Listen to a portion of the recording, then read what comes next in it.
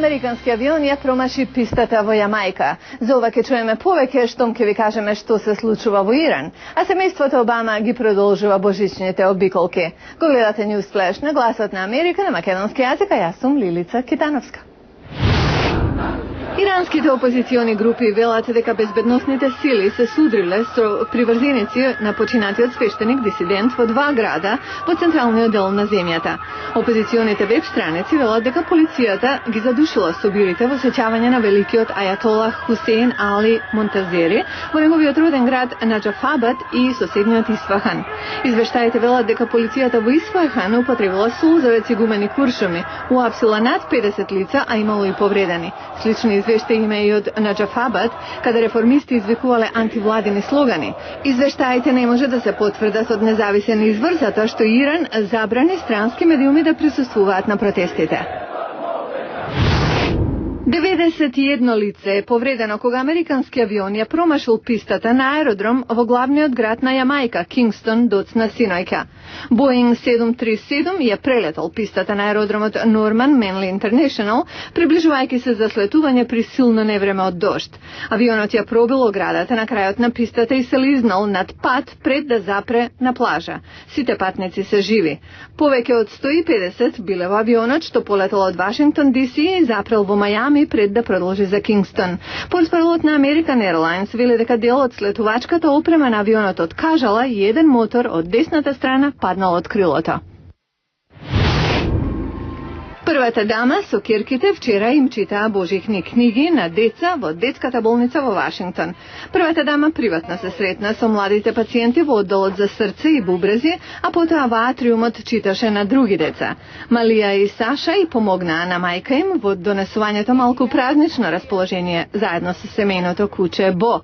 Тие го шетаа Бо наоколу и разговараа со многу болни деца, додека болнички лица одеа по нив и нудеа антибактерициден лосион за сите кои го галеле Бо. Децата имаа многу прашања за првите девојчиња, а двете со задоволство одговараа. Семејството Обама за празниците заминува за Хаваи, каде председателот минал дел од детството.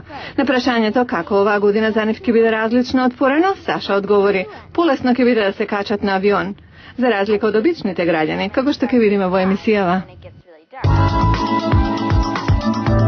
Имајте не пред вас секој ден во годината. Пријавете се за бесплатен календар на Гласот на Америка, со што автоматски ќе започнете да добивате бесплатен електронски дневен билтен на вести. За сите информации појдете на glasnaamerica.com. Многумина во светот патуваат за време на празниците Божич и Нова година. А како тоа изгледа оваа година со временски услови кои не се многу поволни, од следниот прилог. Ова е можеби совршена зимска празнична слика. Но внатре на аеродромите во Соединетите Американски држави сликата не е за славење. Немајќи избор, патниците преспиваат на неудобните седишта.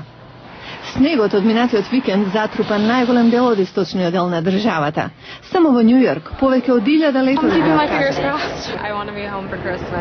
Некои се надеваат на среќа, да најдат место на следниот авион. Да се биде дома за Божич е голема мотивација, да не се губи надеж. Но тоа е проблем, зашто летовите се пребукирани.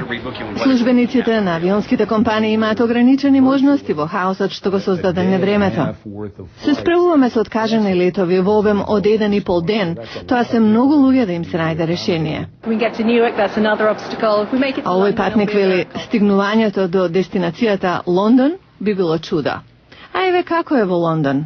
Мраз, снег, откажани летови. Евростар, брзиот воз што ги поврзува Британија, Франција и Белгија, повторно е во функција по 3 дена застој. Во петокот, 2500 патници беа заробени со часови во тунелот на каналот. Илјадници други ги почувствуваа ефектите. I'm so relieved I get to see my friends and family. И на крајот, кој стигне е добре дојден. Тоа е подарокот за семејството во оваа празнична сезона. Некои музичари во Соединетите Американски држави донеса уникатен француски стил на музика. Тоа е така наречениот ромски джез, што датира од пред Втората светска војна. Иако веќе е популарен во многу европски држави, сега се пробива и во САД, а следниот прилог е од Флорида. Звуците на Парис од 1930-тите ја исполнуваат просторијата во Вакафуле во Флорида. Триото Кук специализира во ромски джез. Джейсон Кук е водачкиот гитарист на групата. Тоа е среќна музика, не е притаен начин на свирење, чиста музика за гитара. Ромскиот джез потекнува од Франција од периодот на 1930-тите.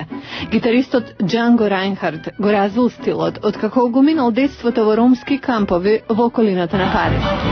Денес музичарите на ромски джез го имитираат Райнхард, кој свирал со виолинистот Стефан Грапели во групата Quintet духот Club de France. Райнхард свирал само со 2 или 3 прста, другите музичари на ромски джез исто така. Карл Джонс од триото Кук вели дека музиката се издвојува по препознатливо брзо ритмичко свирење на гитарата, познато како помпа.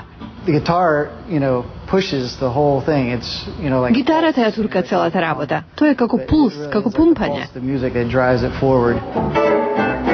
Многу бендови во светот ја свират оваа музика во клубови и на фестивали.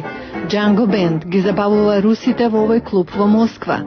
Гитаристот Дмитрий Купцов вели дека жанрот има многу следбеници. Луѓето слушаат за овој музички стил преку интернет и одушевени се. Јасен е, лесен за русите да го разберат. А ова место во Флорида е едно од неколкуте во Соединетите Американски држави каде може да се ужива во оваа музика.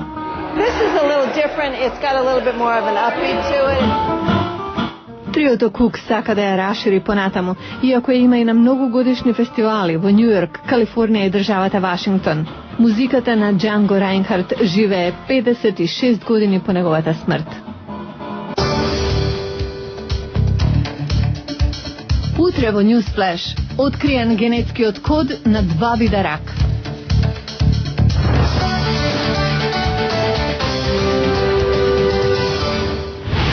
Го гледавте Newsflash на Гласот на Америка на македонски јазик, а јас сум Лилица Китановска. До гледање.